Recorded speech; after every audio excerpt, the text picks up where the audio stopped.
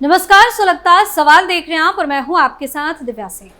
कहते हैं कि सच्चाई को लाख छिपाने की कोशिश की जाए, वो एक ना एक दिन सामने आ ही जाता है और जब गुनहगार पकड़ा जाता है तो उसको गलती की सजा भी मिलती है। पश्चिम बंगाल में अलग अलग मौके पर हुई हिंसा किसी से छिपी नहीं है और उस हिंसा को भड़काने का काम कौन करता है, इसका भी खुलासा समय समय पर होता रहता है। पश्चिम बंगाल की सीएम ममता बनर्जी किसी न किसी वजह से चर्चा में रहती है। कभी महिलाओं पर अत्याचार को लेकर, कभी नेताओं के भ्रष्टाचार में फंसने की वजह से, तो कभी हिंसा में टीएमसी के गुंडों की गुंडाई की वजह से। बार बार ममता बनर्जी की फजीहत होती है। वही टीएमसी की एक गलती ने बीजेपी को मौका दे दिया जिससे ममता को खरी खोटी सुनाई जा सके। लेकिन इस बीच ममता सरकार पर जिस तरह का आरोप लगा है वो शर्मसार करने वाला है। हिंसा के पीड़ितों ने जो खुलासे किए हैं वो हैरान करने वाले हैं। वहीं मुश्किल में गिरती ममता बनर्जी पर तमाम तरह के सवाल सुलग रहे हैं। क्यों ममता सरकार पर लगा गंभीर आरोप? क्यों बीजेपी दफ्तर में रहने को मजबूर कार्यकर्ता? टीएमसी के विधायक पार्षद ढूंढ ढूंढ कर क्यों मार रहे? पूर्व डीजीपी कैसे खोली ममता सरकार की? इन सवालों ने सियासी पारा हाई कर दिया है और ममता बनर्जी की टेंशन भी बढ़ा दी है।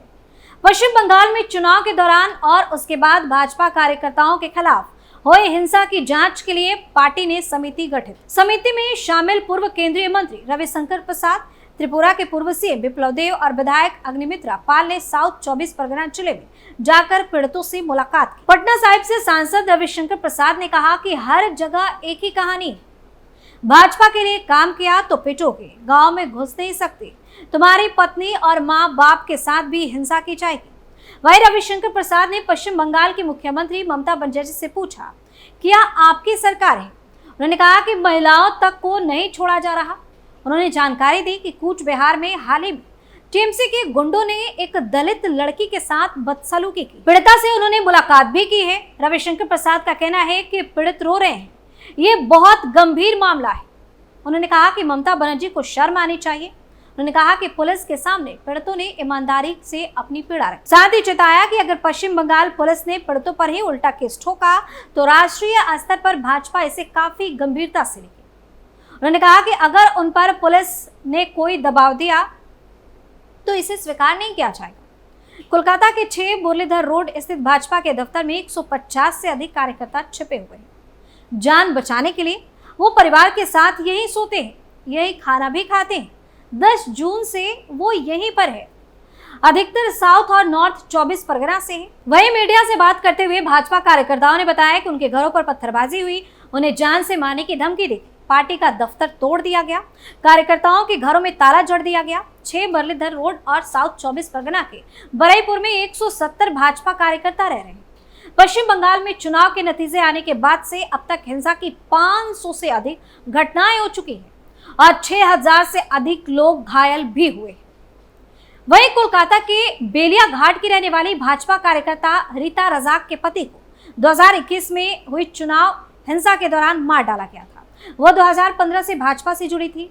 नाकाडाला हाई स्कूल के बूथ संख्या 170 पर उन्हें पार्टी ने चुनाव एजेंट बनाया था। उनका कहना है कि न सिर्फ पुलिस बल्कि केंद्रीय बल भी पश्चिम बंगाल में टीएमसी सरकार का कहा करती है। रीता के घर में रखे अनाज और गहने भी लूट लिए गए। फिर वो भाजपा से जुड़ी रही। वो प्रधानमंत्री नरेंद्र मोदी और केंद्रीय गृह मंत्री अमित शाह से अपने कार्यकर्ताओं को बचाने का निवेदन करती रही। भाजपा के दफ्तरों को आग के हवाले किया जा रहा है। कोलकाता के भवानीपुर में एक कार्यकर्ता की दुकान पर हमला कर दिया गया। दुकान का सारा सामान लूट लिया गया। रवि साहा नामक उक्त पीड़ित ने बताया कि स्थानीय टीएमसी पार्षद भाजपा कार्यकर्ताओं को खोज खोज कर पीटते हैं, यानी कि उनकी ढूंढ ढूंढ कर पिटाई की जाती है। थाने में उल्टे भाजपा कार्यकर्ताओं पर ही इल्जाम लगा दिए जाते हैं। पलायन कर भाजपा दफ्तर आए। इस्लाम मोहल्ला का कहना है कि टीएमसी का ब्लॉक सभापति आयुब हसन गुंडा है। उसने उनकी कई बीघा जमीन कब्जा कर ली है। उनका घर, स्कूल, कपड़े की दुकान सब तबाह कर दिया। वहीं एक कार्यकर्ता ने बताया कि कैंगिनपुर में टीएमसी विधायक शौकत मुल्ला ने राशन, पानी और बिजली बंद करने के साथ साथ भाजपा कार्यकर्ताओं को घर में घुसकर मारने की धमकी दी। उन्हें धमकी भरे फोन कॉल्स आते हैं। नेता प्रतिपक्ष शुभेंदु अधिकारी राज्यपाल सीबी बोस से मिलकर उन्हें स्थिति से अवगत करा चुके हैं। ये पहली बार नहीं है जब पश्चिम बंगाल में चुनावी हिंसा हो रही हो। पंचायत से लेकर विधानसभा और लोकसभा सभी चुनाव में भीषण हिंसा होती रही। वहीं उत्तर प्रदेश के डीजीपी रहे ब्रजलाल ने पश्चिम बंगाल में भाजपा कार्यकर्ताओं पर हुए अत्याचार के बारे में ग्राउंड जीरो से वीडियो बनाकर बताया। दलित बहुल अल्ताबेरिया गांव पहुंचे ब्रजलाल ने बताया कि पूरा गांव खाली पड़ा है। बता दें कि डायमंड हार्बर लोकसभा क्षेत्र के अंतर्गत आता है, जहां से मुख्यमंत्री ममता बनर्जी के भतीजे अभिषेक लगातार तीसरी बार चुनाव जीते हैं। ब्रजलाल ने दिखाया कि कैसे दलित जनजातीय समाज के लोग, मत्स्य पालन, मजदूरी करने वाले लोग चुनाव के बाद से ही गांव से गायब है, वो पलायन कर गए हैं। इन गरीबों के मुर्गे, गाय, अन्य जानवरों को भी टीएमसी के गुंडे लूट कर लेकर चले गए। सबसे पहले आप ये वीडियो देखिए जिसमें यूपी के पूर्व डीजीपी वहां की मौजूदा हालत को दिखा रहे हैं और बता रहे हैं। राष्ट्रीय अध्यक्ष नड्डा जी के निर्देशन पर यहाँ 4 सांसदों की टीम आई है।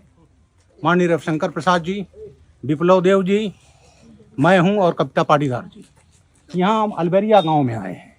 अलबेरिया गांव ये दलितों का है, अल्ताबेरिया। हम अभी अंदर गए थे।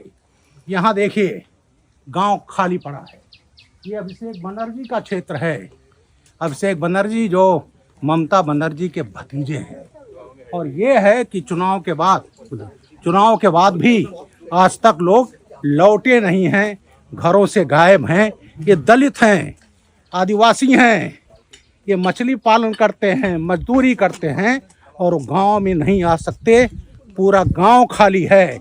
और ये ममता बनर्जी जो अपने को गरीबों का हितैषी कहते हैं, इन दलितों के दशा इनको नहीं दिखाई पड़ती।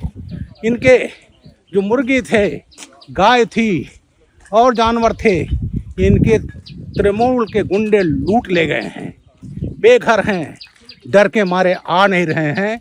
लेकिन ममता बनर्जी याद रखना, इन गरीबों की जो हाय है वो जो है तृणमूल कांग्रेस का बंगाल से नेस्त नाबूद कर देगी। जय हिंद। वहीं ब्रजलाल ने एक अन्य वीडियो भी जारी किया जिसमें भाजपा की समिति पड़तों की बातें सुन रही है। इसमें महिला सांसद कविता पाटीदार बता रही हैं कि जगह जगह उसी कहानी को दोहराया जा रहा है। भाजपा समर्थकों के पेट में लाठी मारी जा रही है, उनका सामाजिक बहिष्कार किया जा रहा है, लोगों को खेत में काम नहीं करने दिया जा रहा, उनकी जमीनें ले ली गई। कविता पाटीदार ने बताया कि महिलाओं का घर से निकलना दुभर है, घर में डॉक्टर नहीं आएंगे, मंदिरों में एंट्री बैन कर दी जा रही है। ब्रजलाल ने दक्षिण परगना के मस्जिदबाड़ी स्थित एक दलित बस्ती का भी वीडियो दिखाया, जहां एक दलित महिला छोटी सी दुकान चलाकर अपना जीवन यापन करती थी। उन्होंने बताया कि ये दुकान तोड़ दिया गया क्योंकि उसके बेटे ने पंचायत चुनाव में भाजपा की तरफ से चुनाव लड़ा था। ब्रजलाल ने कहा कि संविधान चलाने वाली ममता बनर्जी के राज में एक दलित चुनाव नहीं लड़ सकता। टीएमसी के गुंडों ने घर और दुकान तोड़ डाला। वही एक अन्य महिला का घर तोड़ दिया गया क्योंकि वो पूजा करती थी। उन्होंने भगवान की प्रतिमा रखी थी और घर पर भगवान झंडा रखा था। उन्हें धमकाया गया, उनके घर में तोड़फोड़ हुई। कैमरे के सामने खौफ के कारण वो महिला कुछ बोलने को तैयार नहीं। गरीबों के बस्ती में कई घर और दुकान टूटे हुए। ये वो इलाके हैं जहां गरीबों के घर भी मिट्टी के हैं। बता दें कि पश्चिम बंगाल से हिंसा की डराने वाली खबर लगातार सामने आती है। लोगों का आरोप है कि यहाँ टीएमसी के गुंडों की खुलेआम गुंडाई देखने को मिलती है। लोग अपने घरों को छोड़कर भागने पर मजबूर हो गए हैं।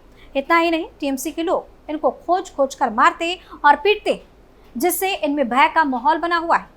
हालांकि जिस तरह से ममता सरकार की पोल खुली है, उसके बाद से अब उनकी मुसीबतें बढ़ने वाली है, क्योंकि बीजेपी अब इस मुद्दे पर शांत नहीं बैठेगी। वही टीएमसी पर जिस तरह के आरोप लगे हैं, उसके बाद आने वाले विधानसभा चुनाव में ममता को भारी नुकसान उठाना पड़ सकता है। खैर, आगे देखना दिलचस्प होगा कि ममता सरकार इससे कैसे निपटती है। सुलगता सवाल में आज के लेता है, किसी और मुद्दे के साथ फिर से पेश होंगे। तब तक के लिए आप देखते रहिए कैपिटल टीवी। नमस्कार।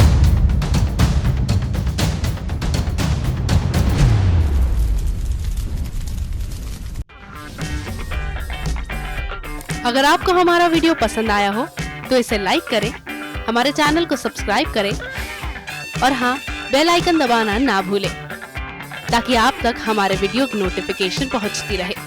आप अपना सुझाव हमें कमेंट बॉक्स में दे सकते हैं। हमारे साथ जुड़ने के लिए शुक्रिया।